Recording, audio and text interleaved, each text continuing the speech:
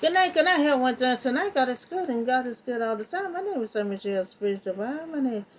I'm here to give you a word on tonight. Now, we're going to talk about Daniel in the den of the lion. So Daniel going to come from chapter 6, 1 through 28. So it pleased the king to appoint 120 satraps to rule throughout the kingdom. So Daniel know about, because see, Daniel, he had went to training. And then the king liked him. As soon as he finished the training, the king made him one of the leaders. So Daniel know about the law, but chooses to obey God, rather than to men. So this 120 20 leaders over his kingdom. So with these administrator over them, one of whom was Daniel. This came out of training. The subscribe was made accountable to them so that the king may not suffer loss. So over these princes there was three presidents, who was to take and state the public account to receive appeal. Now, from the princes of the complaint against them in the case of administrating that the king should so no damage that should be sustained losses in the rest. Now he feared not a king. The king know that Daniel was in training and he was real good. So he know if he have Daniel, one of the leaders, he know everything gonna be straight. But then when the king kept on having favor over Daniel, then they made all the rest of them jealous of Daniel. So now Daniel is so disgusting of himself among the administrators and they're so stressed about the exception on quality that the king planning to get him over the whole kingdom. And so now that's gonna be a problem. He getting promotion after promotion. He was a leader, but now he going up a inch of a leader and put all over the kingdom. And so the rest of them that around him, they're really gonna be jealous, really gonna be mad. So at this Daniel was over 80. He was over 80 years old. Now he 80 years old. Just come out of training, getting promotion after promotion. So he 80 years old, and one of the king's top three administrators, Daniel, was working with these who did not believe in his God. So he always was talking about God, and they know he always was praying 3 times a day, and so they did not believe in his God, and a lot of people don't. A lot of people do. I believe in God. God is real, you know. And so they didn't like the idea that he's so spiritual, always talking about God, reading that word, always praying, and it disgusts them, But he worked more effectively and capable than all the rest. He was dedicated. He was dedicated to God, and he was dedicated to his job, and he attracted the attention of the pagan king and earned a place of respect. But he was dedicated to his work. And the other king, they give him respect. They give him respect. So at this time, the administrator and the subscribe tried to find ground for charges against Daniel in his conduct of government affair. But they was unable to do so, and they could find no corruption of him because he was trustworthy and neither corrupting. They couldn't find nothing. He was a good person, minding his business, and just was doing his job. And the king had favor over him. He got a promotion and then got another promotion over there. He was a leader, and then he said, I'm about to up it and make you a leader over everyone else. See, he was a leader at first among the rest of them, but then he got to be a leader over all of them, and everyone see that he have favor. This king, he got favor with the king. And then the other king came and liked him. Because when they come, he doing his job. So they're looking at him like, you seem like you too perfect. We got to find something on you. We got to find something. They couldn't find no corruption or nothing on Daniel. So Daniel made enemies by doing a good job. And because Daniel had trust and he believed God, They're trying to look for ways to hold him back and tear him down. Now that's something that they feel like he had favor with the king. He kept on getting promotion, but they also was a leader too, you know, and so they tried to find something on him, and they couldn't find nothing, and they were just jealous because he had favor with the king, and so they tried to do something to hold him back because every time they look around, he getting promotion. Every time you look around, the king saying you're doing good. Every time you look around, what's up with Daniel? He just constantly being himself and just working and doing his job. And you got other kings coming over there to notice his work. So now they looking into Daniel's life, still trying to find something. But Daniel still keeping living, a life with God. Now Daniel didn't have anything to hide. He just kept on doing his regular thing every day. So finally these men had said that we will never find any basis or anything on this man here. Charges against this man. Now Daniel, unless it has something to do with the law of his God. And see, they don't like his God that he served. And God is for all of us. But they call him his God. So they couldn't find none, but we're gonna find some on his law of his God. So they couldn't find anything about Daniel's life to criticize, so attack, his faith. They couldn't find none, so they're attacking his faith. For them to close his faith, to chose his faith, meaning they're watching over, his faith in God. Meaning they're paying attention. For them not to like God, they're paying attention of what Daniel is doing. He always speaking on God. He always praying. And if they wasn't paying attention, they would never notice of what he's doing with his God. So they watch him closely because they realize you're supposed to do something different. So they're trying to figure out how he just so hooked up on this God and reading and praying.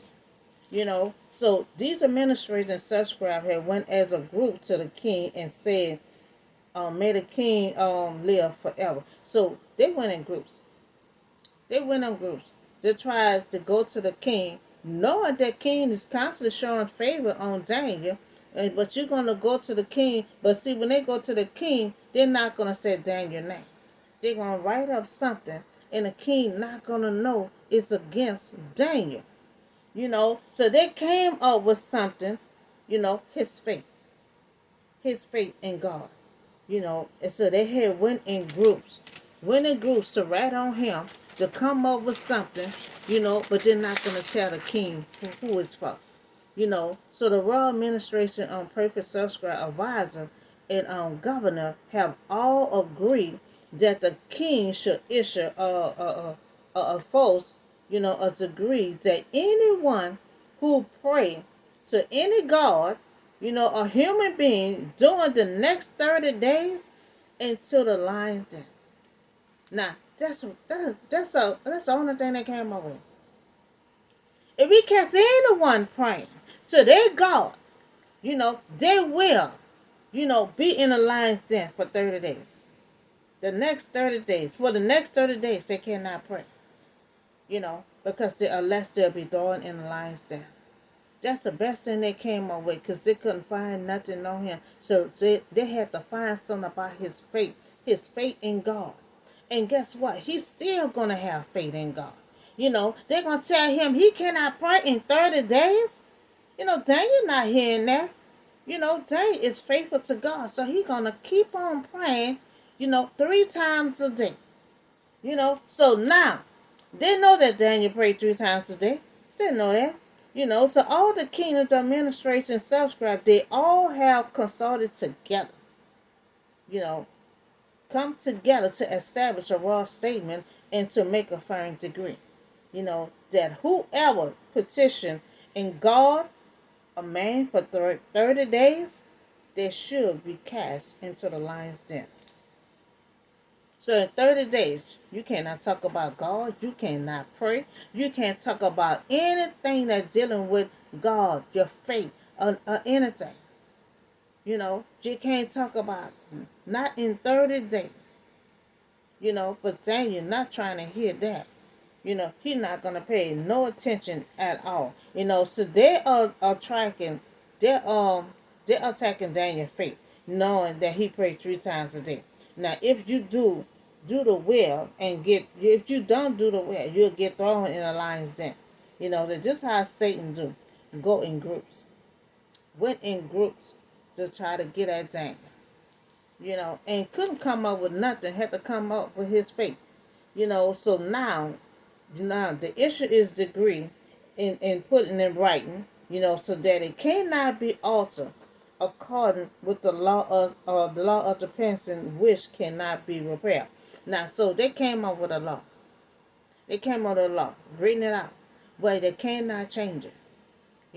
It's sealed, stamped, and it cannot be reversed. It cannot be changed. And they did that on purpose because they know the king get favor on Daniel. And when he found out it's Daniel, he cannot change it. Because they know he was going to stop it. They know he wasn't going to even write it up if he knew it was for Daniel. So they did it on purpose. When he do find out it's Daniel, that he cannot reverse it. So the king was the law, and the law could not contract it itself. Now, this being authorized by the king, but they could not be undone, or repaired. So the king put the decree in writing. Now, he didn't ask. I don't know why the king did not ask for who this for. If he would have known who it's for, he would have never written it out. And that's why they made a purpose of sealing it and make sure no one cannot depart it, cannot undo it. They cannot reverse it. So the key word was the law. And when the law was made, even the king couldn't change it. He cannot change it. That this law could not be broken. Not even by important like Daniel. They know he's important. But they always feel like you nobody. You nothing. But then they're going to talk about anybody important like Daniel. So, they know he was important. But we always be different. We be isolated. Reading our word. Being to yourself and stuff. You're always going to be different. And that's not attracted to a lot of people at all. They ain't like the idea at all that he was isolated. He used to always be by himself, reading and talking about God. Go home, he praying 3 times a day. They ain't like that. And now when Daniel had learned that the decree had been published, that he went home to his upstairs room where the window was open, towards Jerusalem. Now 3 times a day he got down on his knees and prayed, giving thanks to his God just as he had done before. So he's not worrying about what they're written up. He heard about it. But he went home to his little house, his little apartment.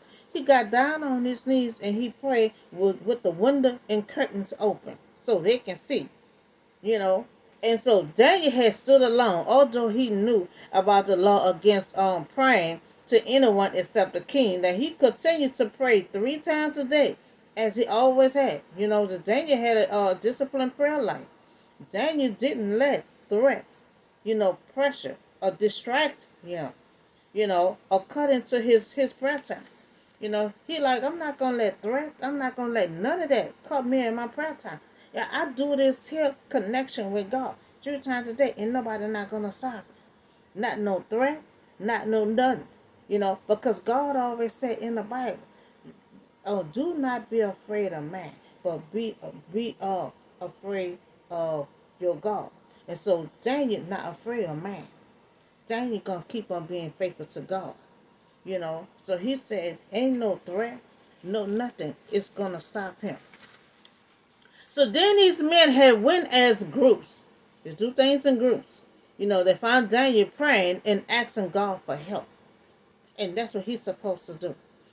It's always like the devil teaming him. Because they went in groups, devil teaming him. So his thing is, he's faithful to God. So he praying, he asking God, help me.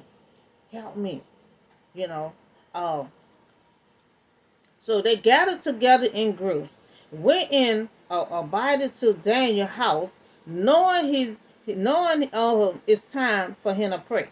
Where in what manner, he used to pray to see if they could find him at enforcement. So they might have to excuse him with it. So they found Daniel praying, making supplication, before his God. So that means they got close enough to hear the words that he was saying to God. So they had went to the king and spoke to him about his royal degree. Now, did you not publish a degree?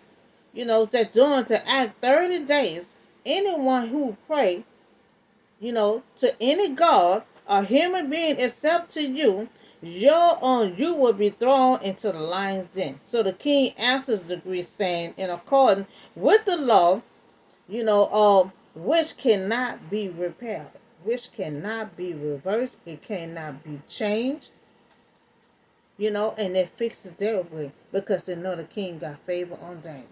They know they would have went to the king and talking about writing up a law for Daniel, the king would not do it. So they went to him without saying it's Daniel and make sure the king fix it what it cannot be reversed. So the king own words say yes, the law is praying is illegal, and a punishment is being when the king had wanted him to make sure the king act respect with the law, which he is not allowed to revoke. Now the law is prayer is illegal, and a punishment is being fed to the lion. And he gonna feel bad about that because they manipulate him. Because they didn't even tell him it was Daniel. They went in groups, and tried to get Daniel, but Daniel had so much faith in God. He didn't let nothing gonna stop him from praying. I pray at a certain time, and I'm gonna keep on praying at a certain time. So then they said to the king, Daniel, who is one of the Esau's for Julia had paid no attention. Now they went to the king. Now this the one, don't pay attention to you at all. Didn't pay attention to you at all. It's a degree that you put in right. Now he still pray 3 times a day. Now Daniel know about the law, but he chose obedience to God rather than to man. Now Daniel demonstrates that his loyalty, faithful character, and fearless devotion to God. And he's fearless. He didn't care about the threats. He didn't care about they went in groups trying to tear him down. He was devoted to God. So when the king heard this, he was greatly distressed. He was distressed because they manipulated him. Now he was determined to rescue Daniel and made every effort until sundown to save him. Now he gonna try everything he can to save him, but he cannot reverse that law that he had written up and fix it for himself. But he did not know it was for Daniel. So the king was very much troubled, exceedingly, advanced with himself, and he set his heart on Daniel to deliver him. Now see, the king loved Daniel. He made him a leader, and the guys came to him with the law, and it did not say it was Daniel. He did not say this. Did not say it was Daniel, because it wouldn't have went through. It wouldn't have went through at all. So then the men had went as a group to the king, and said to him, remember that according to the law of this person, no degree or elect that the king issue can be changed, cannot be changed. So with Daniel, no law will keep him from his relationship with God. Now the king is thinking difficult now since it's Daniel, Now it's difficult to him now. He nervous and he troubled, so because it's Daniel, but the law can't be changed. Now he did this himself. He didn't ask no question of who this for. That's the main thing he should have did. Who this for? You know, he done wrote something out, seal it, stamp it, and it cannot be reversed. So the king had get an order, and they brought Daniel and threw him into the lion's den. And the king said to Daniel, "May your God, who you serve, continue on rescue you." And I'm trying to say, what your God, let your God rescue you. So what they don't know, that God has power that they know nothing about. Even God can shut the mouth of a lion. Now this king was well aware of Daniel's consistency with faith and trust in God. Now he respected Daniel, you know, for even though he didn't share, Daniel's faith. He didn't share Daniel's faith. And he was now forced to punish him for it. So a stone was brought and placed over the mouth of the den, and the king sealed it with his own ring and with the ring of his nobles, so Daniel's situation may not be changed. So the king may not change the sentence passed on Daniel or take any method to deliver him. And the root of the king had in mind, but should not save the lion from the lion, and he hoped he would. Now he hoped his God save him from this lion, because he cannot save him, because he cannot reverse this law. You know, he cannot reverse the law. So the thing is, when they went to the king about this law, they did not say it was Daniel. Now this law cannot be changed. It cannot save Daniel, but God. This law, they have a seal and lock where it cannot be reversed. It cannot be reversed. But who know? Who can get Daniel out of that den? That's why the king said, "I hope your God can save you, because I cannot save you." God can save Daniel. He can't save Daniel. But then the king had returned to his palace, spent the night without eating, without any entertainment being brought to him, and he could not sleep. He is troubled. He cannot sleep. Remember, he got favor on Daniel. He wrote us something and didn't even ask who it was for. And so he writing up something, sealed it up real tight, and now he can't even reverse it to save Daniel. But who lucky? Lucky he got a God. He got a God that can save him. Gonna deliver him from this lion's den. Now the king was fine of Daniel, that he could not change the law. Where he could not sleep, he had to go back and to check up on Daniel.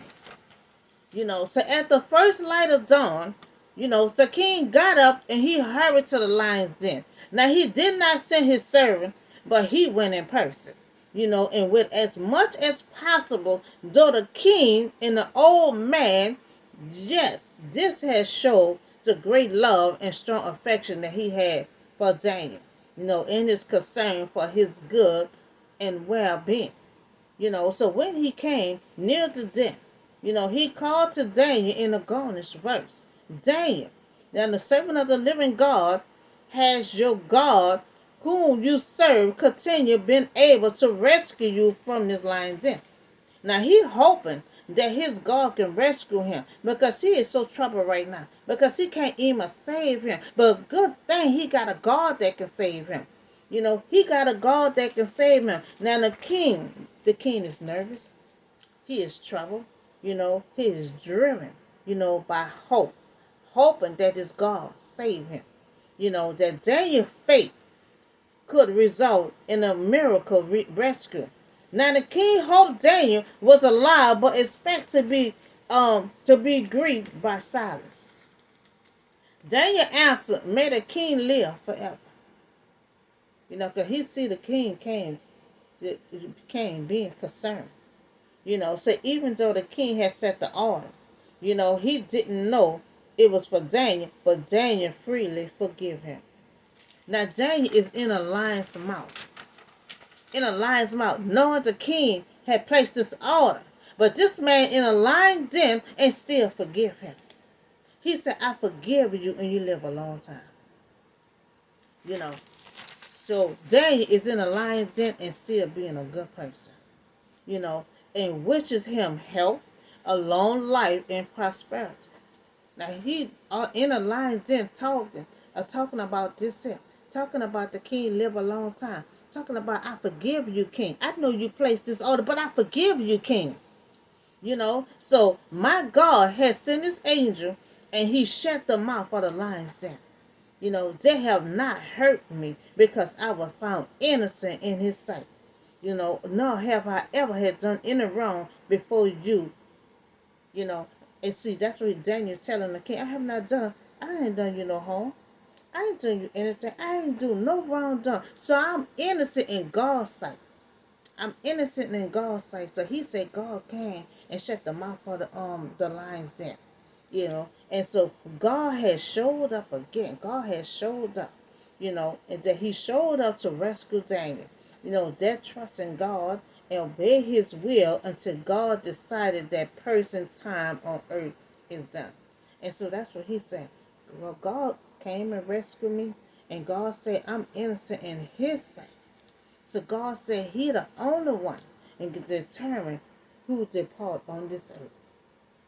He said he wasn't ready for Daniel to depart yet. So he came and rescued Daniel.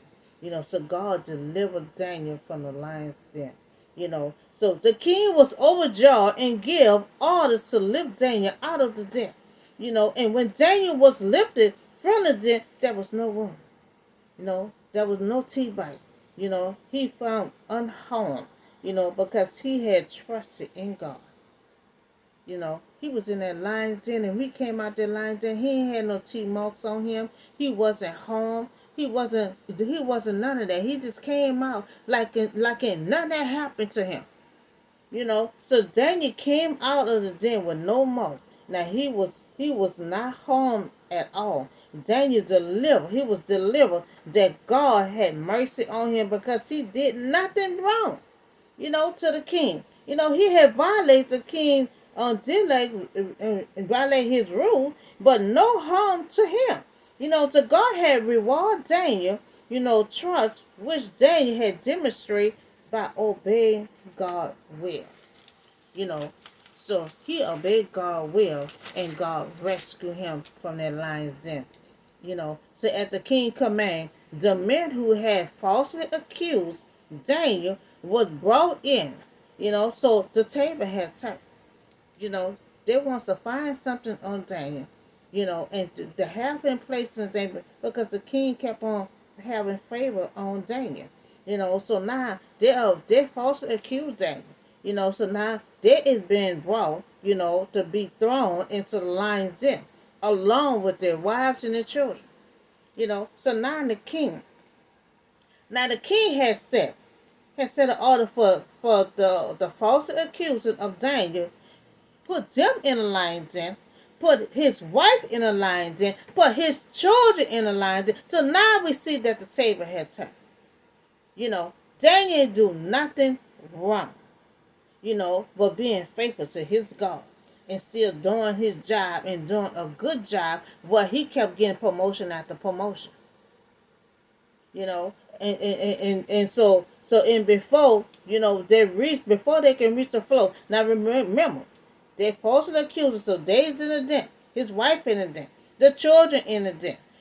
Before they could reach the floor of the den, the lion had overpowered them and crushed all their bones. Now the table done turned on them. Mess with somebody that was innocent, minding their business, doing a good job, and where the king kept on giving him promotion after promotion, showing favor. And then like that, they had to find something on him. And so they want to attack his faith. So and then they're gonna manipulate the king. We need you to write this up. We need you to seal this. We want to make sure you can't be reversed or none of that. But it did not tell the king it was for Daniel, because didn't know the king got favor on Daniel, and didn't know the king was gonna stop. He was not gonna write it up. So with this cruel punishment, was transferred to those who had conspired against the king by provoking him into an unjust action. They tricked the king. Now the king with great anger resulted in execution of the evil, their family. The evil deed backfired on those who cruelly want to punish Daniel. So the evil deed that they falsely accused wanted to get Daniel, throw him in a den. It all backfired on those cruel and evil plans that they had for Daniel. And not only backfired, the wife got in there. The children got in there. And before they can hit the floor, the lion had crushed all their bones. So then the king had wrote to all the nation in the people of every language in all the earth, may you prosper greatly. Now Daniel is alive. Now he declared that God had sent an angel to shut the lion's mouth, so that no harm, came to him, but he was innocent in God's sight. So I issue a decree that in every part of my kingdom, people must fear and retinue the God of Daniel. Now, remember, the king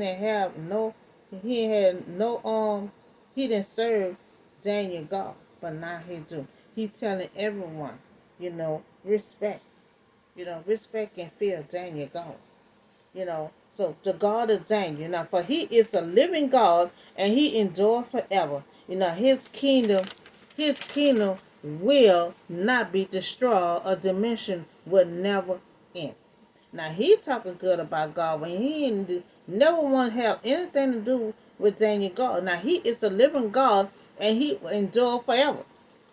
Now his kingdom will never be destroyed and his rule will never end. Now he rescued and he saved. He performed signs and wonders in the heaven and on the earth. He has rescued Daniel from the power of the lion. Now, other kings had came to believe that Israel God was truly powerful because of the faithfulness of Daniel and his friends. Now here, the king was convinced of God's power, because Daniel had been faithful and God had rescued him. So Daniel's devotion to God was a testimony to powerful rulers. Now they had the other rulers. Now they came. Now Daniel is a testimony because he was in a lion's den. He come out. He has not been bitten or harmed or anything. Now God hadn't showed a power miracle. But Daniel got a testimony where everyone comes to see Daniel and wants to know about his God. So the testimony to powerful rules. So Daniel prospered during the reign of the king of the reign of Cyrus in prison. So most of Daniel's life was spent in insult, yet God preserved him alive and unharmed throughout the whole time of his insult. So that's the story of Daniel. Daniel was a good worker, mind his business, very quiet, always talking about God, always praying 3 times a day. He had just got out of training. So the king know how he worked, know his workability. And so when time for him to get on a real job among the other workers, see, next thing you know, the king made him a leader. Next thing you know, the king made him an upper leader to be over them in the whole kingdom. And that's when they got mad. They were like, well, man, we see he got favor with the king. He come in to be he a regular worker. Then next thing you know, he a leader with them. Next thing you know, he another leader over them. And that was the problem came in. We got to find something on him. They couldn't find nothing on him. But let's attack his feet. Let's attack his feet. Let's say in 30 days, he cannot pray to God. And knowing Daniel was not going to do that. And let's put it in right. Let's put it in right where we can seal it and make sure no one can reverse it. Because we're going to throw him in that lion den. They know they're going to attack his faith, knowing he cannot stop praying for 30 days. So they called out. They know the time that he prayed, and when called him kneeling down to, and praying to his God, asking for help. And so they ran in groups.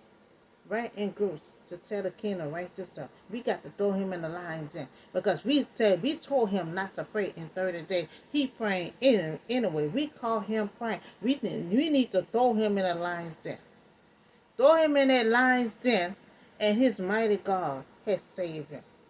And he was a testimony to tell someone that he was in that lion den, and he come out of that lion den unharmed. Unharmed. Well, the table hadn't turned for the ones who accused him. His wife, the children were put in there. Before they can hit the floor, the lion hadn't tore their bones up. And Daniel was in there, and the lion did not touch him at all. So that's the story on Daniel. He had so much faith in his God that they throw threats at him. He wasn't worrying about the threats. He feared God more than men. They threatened him, and that didn't stop him because he had faith and he believed in God that he would not get eaten up by that lion. And God came and saved him and rescued him. Because God said he innocent in his sight. He have not done the king in no kind of harm at all. So that's the story I have on Daniel in the lion's den.